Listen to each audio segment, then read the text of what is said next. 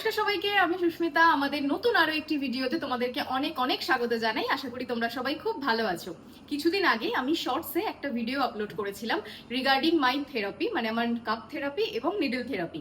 সেই ভিডিওটায় আমি একটা আনএক্সপেক্টেড রেসপন্স পেয়েছি তোমাদের থেকে। তার জন্য thank you so much guys for your all the support and love. Thank you so much. রেসপন্সের সাথে সাথে আমি এই ট্রিটমেন্ট রিলেটেড অনেক কোয়ারিজও পেয়েছি। আজকে আমার ট্রিটমেন্টের হচ্ছে সেকেন্ড সেটিং, তো সৈকতদা আসবে একটু বাদে। তোমরা আমাকে যা যা প্রশ্ন করেছো এই ট্রিটমেন্ট রিলেটেড, আমি সমস্ত কোয়ারিজ তোমাদের ক্লিয়ার করতে পারবো। তো আশা করবো তোমাদের এই ভিডিওটা খুব ভালো লাগবে, দেখতে থাকো। সৈকতদা এসে গেছে, এখানে সমস্ত অস্ত্র শস্ত্র বেরিয়ে গেছে, ট্রিটমেন্ট হবে এবার। এই থেরাপিটা করার কি বেনিফিট পাওয়া যায়? কাপিং মেনলি এখানে আমরা কাজটা করছি, এটা মায়োফেশিয়াল রিলিজের উপরে কাজ করছি, ফেশিয়াটাকে রিলিজ করার জন্য। আর লোকালি ভ্যাসোডাইলেশন হচ্ছে, তার মানে হচ্ছে যে এরিয়াতে আমরা কাপিং করছি ডিকম্প্রেশনের ফলে এখানে সার্কুলেশনটা বেড়ে যাচ্ছে।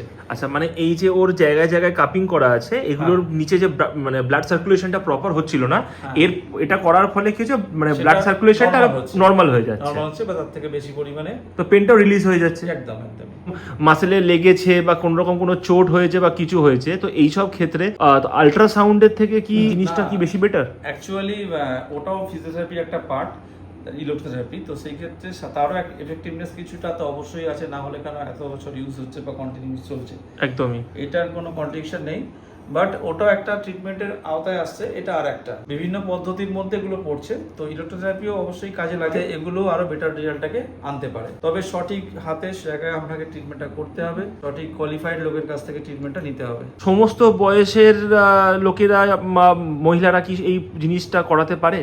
হ্যাঁ, এবার ডিপেন্ড করছে তার কোনো মেডিকেল কন্ডিশন কি আছে সেটা জেনে, মানে অ্যাজ এ গ্রস এইভাবে কথাটা বললে সঠিক বলা হবে না, মেডিকেল কন্ডিশনটা জেনে বললে ব্যাপারটা। তবে অনেক ক্ষেত্রে এটা কার্যকর চিকিৎসা একটা, এবং এটা এখন যথেষ্টই আর কি পরিচিত লোকের কাছে। আচ্ছা, এই যে তুমি আজকে ওকে কাপিংটা করলে, আবার নেক্সট কাপিং ওকে কবে করতে পারবে? কন্ডিশনের উপর ডিপেন্ড করে। তবে আমরা ইন জেনারেল ওর যে ফেজে আছে, যে ধরনের প্রবলেম নিয়ে আমাদের কাছে এসছে, তাতে আমরা উইকলি একটা সেশনই প্ল্যান করছি। আচ্ছা, ইন অ্যান এভারেজ টোটাল 4টে সেশনের মধ্যে ওর এই প্রবলেমটা রিসলভ। সপ্তাহে একটার বেশি করাটা কি হিউম্যান বডির জন্য ঠিক নয়? না, এরকম কোনো বিষয় না, বাট এটা ডিপেন্ড করছে ওর কন্ডিশনে, একটা করে এনাফ। আচ্ছা, মানে যদি আরো ডিটোরিয়েট কন্ডিশন হতো ওর, তাহলে সেক্ষেত্রে সপ্তাহে তাহলে দুটো করতে হতো। বিষয়টা যে ডিটোরিয়েট কন্ডিশন, তার এজ কত বা তার টলারেন্স কতটা আছে না আছে, এবং তার রিকভারি ফেজটা কেমন শরীরের, তার উপর ডিপেন্ড করে এটা ডিপেন্ড। না, আরো কোনো শরীরে কোনো আরো বাহ্যিক প্রবলেম আছে কিনা? নিডল থেরাপি কেন এক্স্যাক্টলি করতে লাগে, মানে এর বেনিফিট কি? ডিপ মাসলগুলো থাকে, সেই মাসলগুলো আমরা ওপর থেকে কোনো প্রেশার দিয়ে বা ওইভাবে তো ডিপ মাসলকে অ্যাক্টিভেট করা যায় না বা রিলিজ করা যায় না, এগুলো ডিপার পার্টে আছে। তাছাড়া কিছু নার্ভ অ্যাক্টিভেশনের ক্ষেত্রেও জার্নিং খুবই এফেক্টিভ। এছাড়া এটা কনসেপ্ট হচ্ছে পেন গেট থিওরিতে ওপরে ডিপেন্ড করে হয়, সেক্ষেত্রে পেন কমানোর ক্ষেত্রেও এটা খুব এফেক্টিভ। তো নিডল এখানে বেটার রেজাল্ট দেবে ওকে, অনেক ডিপার পার্টে আমরা কাজ করতে পারবো। এটাও কি যে কেউ করাতে পারে, মানে যার যার সমস্যা হবে সে করাতে পারে? সমস্যা এবং তার কিছু মেডিকেল কন্ডিশন আছে যেখানে কন্ট্রাইন্ডিকেশন, এটা কন্ট্রাইন্ডিকেটেড। যদি সেই কন্ডিশনগুলো না থাকে তার শরীরে, তাহলে এটা এফেক্ট নেওয়া যায়। আর কিছু ক্ষেত্রে অনেকের নিডল ফোবিয়া থাকে, সেখানে তো একেবারেই অ্যাপ্লিকেবল সম্ভব নয়।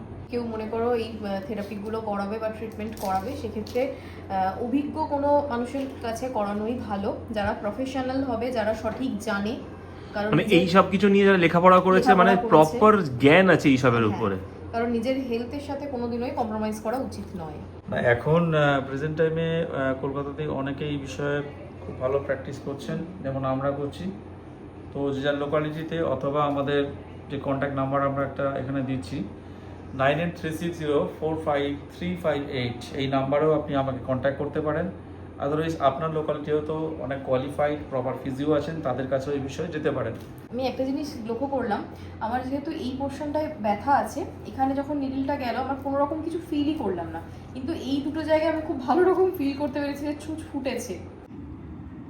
তোমরা তো দেখলে সৈকতদার ভিজিটিং কার্ড, এবার সৈকতদার মুখ থেকে শুনবো সৈকতদা কোথায় বসে, কবে কবে বসে, চেম্বার কোথায়, আর এই দুটো ট্রিটমেন্ট ছাড়া আর কি কি ট্রিটমেন্ট করে। এই দুটো ছাড়া আর তুমি কি কি ট্রিটমেন্ট করো, আর তোমার হচ্ছে চেম্বারটা কোথায় আর কবে কবে বসো, এই পুরোটা একটুখানি বলে দাও। অ্যাকচুয়ালি এর বাইরে যে ট্রিটমেন্টগুলো করায়, অনেক রকমের ট্রিটমেন্টে আছে এখানে, তবু যেগুলো হাইলাইটেড করা সেটা বেসিক্যালি ম্যানুয়াল থেরাপি, বেসিক্যালি যে পশ্চার, মানে আমাদের ধরো নি অর্থোআর্থ্রাইটিস বা লাম্বার স্পন্ডিলাইটিস যেগুলো হয়, বেশিরভাগ ক্ষেত্রে প্যাথোলজিক্যাল রিজন ছাড়া বাকি যেগুলো হয়, সেখানে অনেকটা আমাদের পশ্চারাল প্রবলেম থেকে হয়। মানে আমি হয়তো একটা পায়ে অনেকক্ষণ ধরে দাঁড়িয়ে থাকি, একটা হ্যাবিট আছে, বা ক্রস লেগে আমরা সিটে বসছি, একদিকে নির্দিষ্ট দিকে ক্রস লেগ করে কন্টিনিউয়াসলি বসছি, এই হ্যাবিট থেকে অনেকগুলো চেঞ্জ আসে, যেখানে আমাদের কাইনেটিক চেন বা বেসিক্যালি বডি পোস্টারের প্রবলেম চলে আসতে পারে।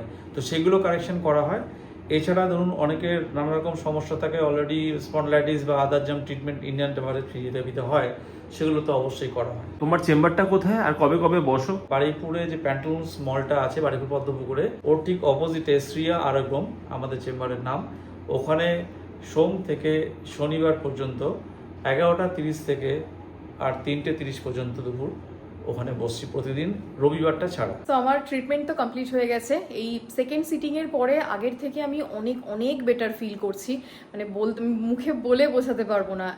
কিছুক্ষণ আগে অবধিও আমি যখন নিচে বসতে যাচ্ছিলাম বা যদি স্কোয়াট পজিশনে বসতে যাই তাহলে আমার হাঁটু লক হচ্ছিল, হাঁটুতে লাগছিল, কিন্তু এখন আগের থেকে অনেকটা ঠিক আছি। আর আমি চেষ্টাও করেছি সৈকতদার কাছ থেকে সমস্ত যতটুকু পেরেছি আমি নলেজটা তোমাদের সাথে শেয়ার করার। আশা করব এই ভিডিওটা তোমাদের কাছে হেল্পফুল হয়েছে।